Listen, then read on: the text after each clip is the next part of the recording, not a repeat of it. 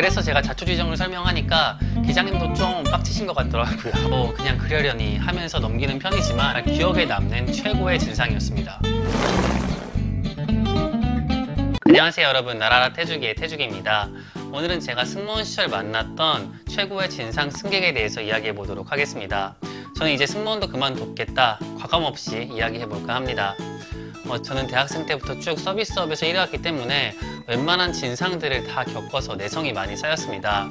근데 그럼에도 불구하고 제가 지금부터 들려드릴 최고의 진상 승객 썰은 꽤나 신박한 이야기입니다. 그럼 바로 썰을 풀어보도록 하겠습니다. 어느 날 비행하는데 보통 이륙을 마치고 기내 서비스를 시작하기 전에 객실을 한번 둘러보거든요. 그때 어느 젊은 여성분이 저를 부르시더라고요. 그분은 창가에 앉아 있었는데 핸드폰을 떨어뜨렸다고 말씀하시는 거예요. 그래서 제가 자세를 낮추고 객실 바닥을 훑는데 바로 뒷좌석 바닥에 핸드폰이 떨어져 있더라고요. 마침 뒷좌석에 승객분이 앉아 계셨고 창가 쪽이다 보니까 제가 손을 뻗어서 주울 수는 없었습니다. 그래서 뒷좌석 승객분께 정말 죄송하지만 핸드폰 좀 주워주실 수 있냐고 여쭤봤어요. 그때부터 암 걸릴 것 같은 상황이 발생하게 됩니다. 그 뒷좌석에 앉으신 분이 한 50대 후반으로 보이는 남성분이셨는데 엄청 불쾌한 표정을 지으시더라고요. 그리고 미동도 안 하시고 계속 저를 노려보시는 거예요. 그래서 제가 한 번 더 정말 죄송하지만 핸드폰 좀 주워달라고 여쭤보니까 핸드폰을 주워주시면서 그 핸드폰이 자기 발등에 떨어져서 아프다는 거예요. 그래서 저는 핸드폰을 받으면서 그러시면 제가 앞에 분께 말씀드리겠습니다 라고 말을 했습니다. 그리고 저는 핸드폰을 앞에 분께 돌려드리면서 뒤에 앉아 계신 분 발등에 핸드폰이 떨어졌으니까 사과하시는 게 좋을 것 같아요 라고 제가 말씀을 드렸어요. 그러니까 그 핸드폰 떨어뜨리신 젊은 여성분이 뒷좌석으로 고개를 돌리시면서 굉장히 가볍게 사과를 하시더라고요. 스미마셍, 약간 이런 느낌이었습니다. 제가 듣기에도 그 여성분 말투가 그렇게 미안한 것 같지도 않았지만 거기서 제가 그 여성 승객분께 진심을 다해서 사과하세요, 속고되지 하세요 이럴 수는 없잖아요. 그래서 저는 그러려니 하고 어찌됐든 마무리된 것 같아 보여서 기내 서비스를 시작하려고 그 자리를 뜨려고 합니다. 근데 갑자기 그 뒷좌석 50대 남성분이 저를 붙잡더라고요. 제가 지금 기내에서 핸드폰이 자기 발등에 떨어져서 피해를 입었는데 어떻게 보상해 줄 거냐는 거예요, 저한테. 제가 그때 나름 2년 정도 비행을 했었고 웬만한 상황들은 다 겪어봐서 크게 당황할 일은 없었는데 갑자기 그런 일로 보상해달라고 하니까 굉장히 당황스럽더라고요. 물론 사람마다 통증을 느끼는 정도야 다르기야 하겠지만 핸드폰이 무슨 망치도 아니고 옥상에서 떨어진 핸드폰에 맞은 것도 아니고 그분은 신발은 튼튼한 것도 신고 계셨어요. 제가 보기에는 물론 기분이야 나빴을 수도 있고 그 앞에 분의 태도가 마음에 안 드실 수도 있겠지만 피해 보상까지는 아니잖아요.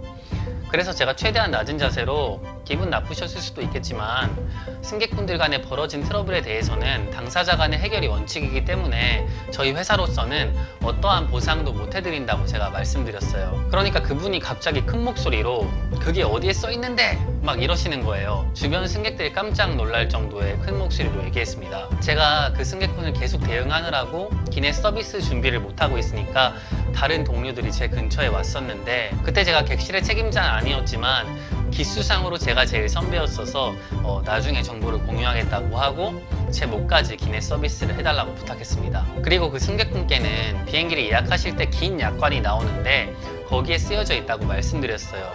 우리가 보통 인터넷으로 비행기 예약할 때 긴 약관이 나오잖아요. 꼼꼼하게 읽으시는 분들은 거의 없을 것 같지만 거기에 동의 버튼을 누르지 않으면 예약 자체도 안 되고 티켓 구매도 안 되거든요.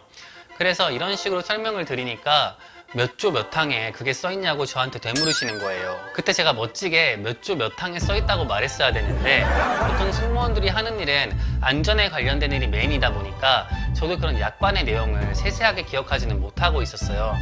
그래서 승객분께 확인하고 오겠다고 말씀드리고 제가 담당했었던 뒷갤리로 가서 이 국어사전 같은 매뉴얼을 뒤지기 시작합니다. 이게 혼자 찾는 것보다 여럿이 찾는 게 빠르니까 앞갤리로 연락해서 승무원 4명이서 매뉴얼을 샅샅이 뒤집니다.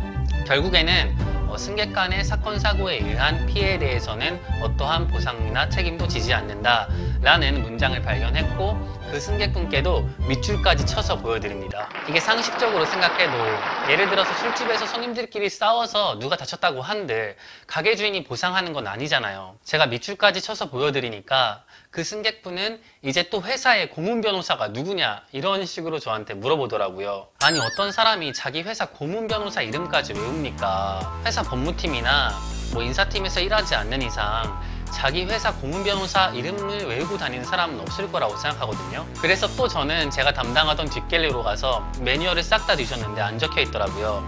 당연히 다른 승무원들도 모르고요. 그래서 어쩔 수 없이 조종석에 연락을 해서 기장님께 고문 변호사 이름 아시냐고 여쭤봤어요. 당연히 기장님도 몰라서 도대체 뭔 일인데 고문 변호사 이름을 물어보냐고 하시더라고요.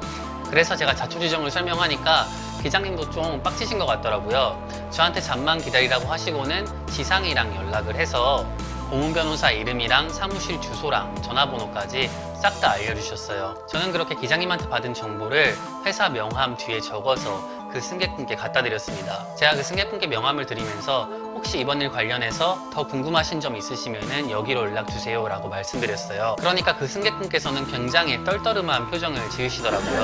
하지만 그 이후로는 딱히 다른 말씀이 없으셔서 그 사건은 그렇게 일단락되고 무사히 착륙해서 그 승객분도 내리셨습니다. 여기까지만 해도 정말 제가 듣도 보도 못한 진상 중에 진상이었는데 마지막에 반전이 하나 있습니다. 승객분들 다 내리시고 기내 안에 이제 잊으신 물건이 없는지 확인하는 작업을 하는데 그 승객분이 앉은 좌석 위에 고문 변호사 이름이랑 연락처를 적어준 명함이 발견됩니다. 아니 그럴 거면 애초에 고문 변호사 이름이 뭐냐고 물어보질 말든가 왜 그걸 두고 가냐고. 네, 오늘은 제가 승무원실을 겪었던 최고의 진상 손님 썰을 한번 풀어봤습니다. 제가 영상 초반에도 말씀드렸다시피 저는 웬만한 건 진상이라고도 생각 안 합니다. 그냥 그럴 수도 있지, 뭐 그냥 그러려니 하면서 넘기는 편이지만 정말 이 승객만큼은 정말 기억에 남는 최고의 진상이었습니다. 제가 사주팔자나 관상 같은 거는 안 믿는 편인데 관상 이즈 사이언스라는 말이 괜히 나온 게 아닌 것 같다라는 생각을 해보곤 했습니다. 그러면 오늘 영상 여기까지 찍도록 하겠습니다. 영상 재밌게 보셨다면 좋아요, 댓글, 구독 부탁드릴게요. 조떼꾸 조떼꾸. 그럼 안녕.